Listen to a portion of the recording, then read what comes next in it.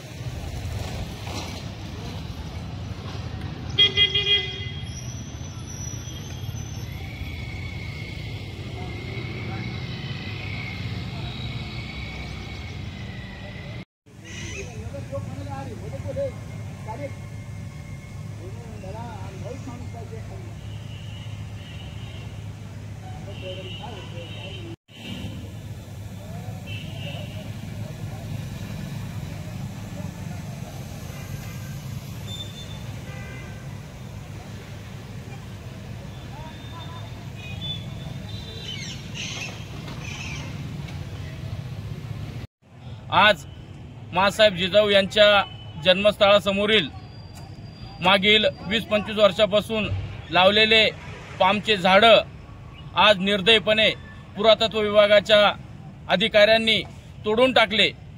एकीकडे शासन म्हणतं की झाडे लावा झाडे जागवा आणि एकीकडे या झाडाची कत्तल करण्यात आलेली आहे। बेशुमार कत्तल या ठिकाणी झालेली आहे। मागील अनेक वर्षापासून लावलेली ही शोभनीय झाडं या लोकांनी तोडून टाकलेली आहे आणि आमचा हा राजवाडा अत्यंत भकास करून टाकलेला आहे या ठिकाणी। आणि दुसरीकडे मोती तलाव म्हणून या ठिकाणी मोठं ऐतिहासिक असा तलाव आहे आणि त्या तलावावरती अनेक वर्ष मागील अनेक वर्षापासून त्या ठिकाणी त्या भिंतीवरती झाडं उगलेले आहे। आम्ही अनेक आंदोलन केले या ठिकाणी। सुप्रियाताई सुळे उपमुख्यमंत्री असताना अजितदादा पवार येऊन गेले। आम्ही त्यांच्याकडे सुद्धा मागणी केली की या भिंतीवरली झाडं तोडा, तर ती झाडं तोडण्यासाठी पुरातत्व विभागाला वेळ नाही आणि या ठिकाणी ज्या झाडांमुळे ज्या राजवाड्याला शोभा होती ते झाडं तोडले आणि ज्याच्यामुळे त्या ऐतिहासिक स्थळांना विजा पोहोचत आहे ते झाडं तसेच ठेवलेले आहे। असा हा दुटप्पीपणा पुरातत्व विभाग का करत आहे? का आमचा जिजाऊंचा राजवाडा भकास केला? असा प्रश्न संबंध शिंदखेड राजा शहरातील लोकांना पडलेला आहे। पण आता उर्वरित झाडं जर या विभागाने जर तोडली तर हे गाव बंद आंदोलन आम्ही या ठिकाणी करणार आहोत। ही शासनाने याची दखल घ्यावी। ओके। मारतूर इथं शिंदखेड राजा हे गाव मा जिजाऊचं जन्मस्थान म्हणून ओळखले जाते। त्यांच्या राजवाड्यासमोर अतिशय सुंदर अशी झाडी या पुरातत्व खात्यानं उद्ध्वस्त केली। झाडी उद्ध्वस्त करीत असताना येथील जे व्यायामाचं साहित्य होतं, इथलं व्यायामाचं जे साहित्य, जे व्यायाम करण्याचं जे साहित्य होतं हे पूर्ण इथं उद्ध्वस्त झालेलं आहे।